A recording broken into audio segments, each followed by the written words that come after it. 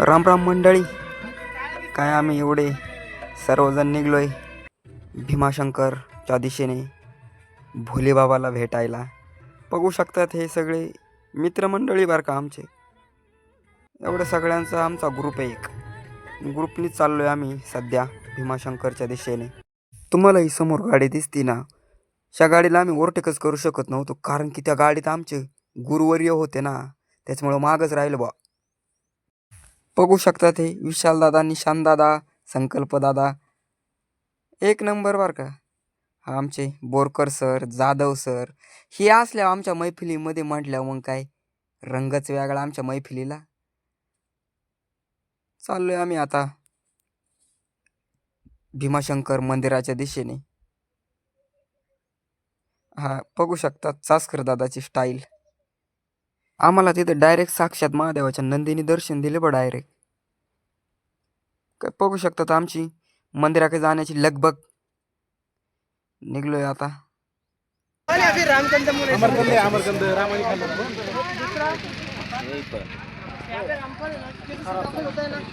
चला म्हणलं हे काय आपल्याला खायचं ना, निघा आपलं. मग काय संकल्प दादा माझ्या मागच होते, आपले जाधव सर सुद्धा. मग काय आम्ही एवढे मस्त आनंदाच्या क्षणात निघलोय भोलेनाथ बाबांचे दर्शन घेण्यासाठी. पुढं आलो तो काय बाकीचे लाईनीत, आम्ही चाललोय मधून, कारण की आम्हाला मुखदर्शन घ्यायचं होतं ना. कारण आम्ही लईच लांबून आलो होतो, त्याच्यामुळं आम्ही एवढ्या वेळ थांबणं काही शक्य नव्हतं आमच्यासाठी. त्याच्यामुळं आम्ही काही शॉर्टकटच मारला. कुत्रं काय मध्ये झोपलंय गडे, पण म्हणलं जाऊ दे, दमला असं दिवसभर हिंडून.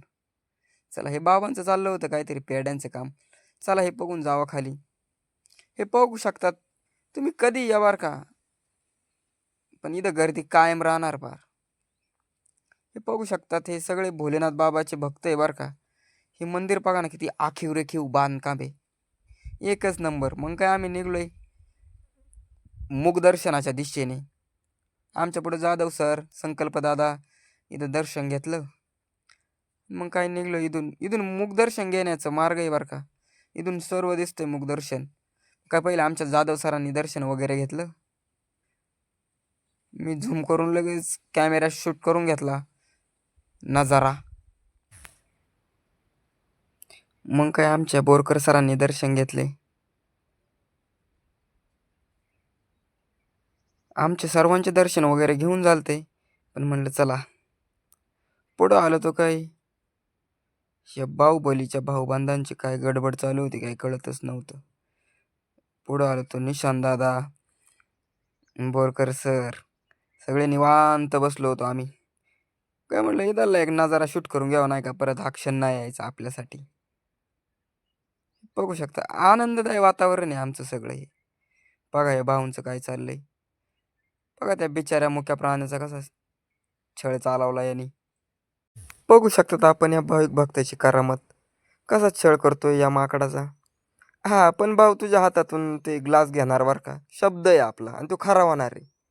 बघत राह तू, घेणार घेणार घेणार, तुला काय सुट्टी होणार नाही. शेवटी या माकडाने त्या भाऊंच्या हातातून ग्लास घेतलाच. बघू शकतात, बघू शकतात इकडे दुसरे त्यांचे भाऊबंद आहे, यांची लगबग चालू होती यांच्याकडे येण्याची, कारण की यांना मिळलंय ना काहीतरी, आपल्याला पण पाहिजे का नाही. संध्याकाळचा 6 वाजल्याचा क्षण होता, तरी पण या भाविक भक्तांची गर्दी काही हटत नव्हती. बघू शकता तिथला नजारा एकदम चांगल्या स्वरूपाचा. मग काय आम्ही दर्शन वगैरे घेऊन निघलो परत घरच्या दिशेने. बघू शकतात अमित दादा, जाधव सर, सगळे आता घरच्या दिशेने चाललेलो आहे आम्ही.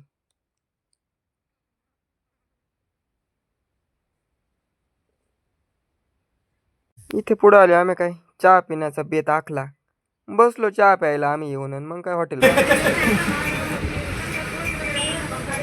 खुशबू काय ती संख्याकडे बघा ती, हा आणि तिनेच लावायची. खुशबू काय पुढं आल्यावर बघतोय काय युकोवाल्या बाहुला तर काही शेडच दिसलं नाही बा. ठोकलं त्याला जाऊन. अरे दादा नीट चालवायचे, आम्ही त्याला समजून सांगितलं जरा. म्हणलं बरं बरं दादा बरं. हां, आमची सगळी आता घरी जाण्याची लगबग आहे बरं का. बघू शकतात आमच्या कॉलेजचे प्राचार्य बोरकर सर, श्री जाधव सर, आदेश दादा सगळे आमचे आता घरच्या दिशेने प्रस्थान आहे बरं का. आदेश दादा तर नाचतच होते बुवा नुसते. एकच नंबर. विषय नाही. पार कपाळ भरून गंदबिन लावलाय. पुढं आल्या होतं काय आम्ही डायरेक्ट मॅगी खाण्याचं नियोजन करून टाकलं. लईच भूक लागली होती म्हणलं चला मॅगी खाऊन जावा.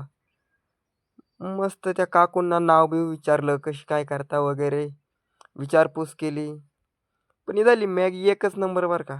आपण घरी नाही बनवू शकत. एकच नंबर. बघू शकतात काकूंची मॅगी बनवण्याची लगबग. ते आपण बोलू ना सर. मग काय आम्ही सर्वजण मॅगी खायला बसलो. मॅगी म्हणजे एकच नंबर पार एकदम टेस्टी मॅगी बनवलेली. उजेड नव्हता पण आम्ही मोबाईलची टॉर्च लावून मॅगी खाल्ली बा. जाऊ द्या म्हणलं हे काकू जरा गरीब आहे लाईट वगैरे नाही यांच्याकडे. आम्ही टॉर्च लावून मॅगी खाल्ली. पण मॅगी एकच नंबर विषयच नाही. मॅगी खाऊन झाल्यावर लगेच लगेच आम्ही घरच्या दिशेने मोर्चा वळविला.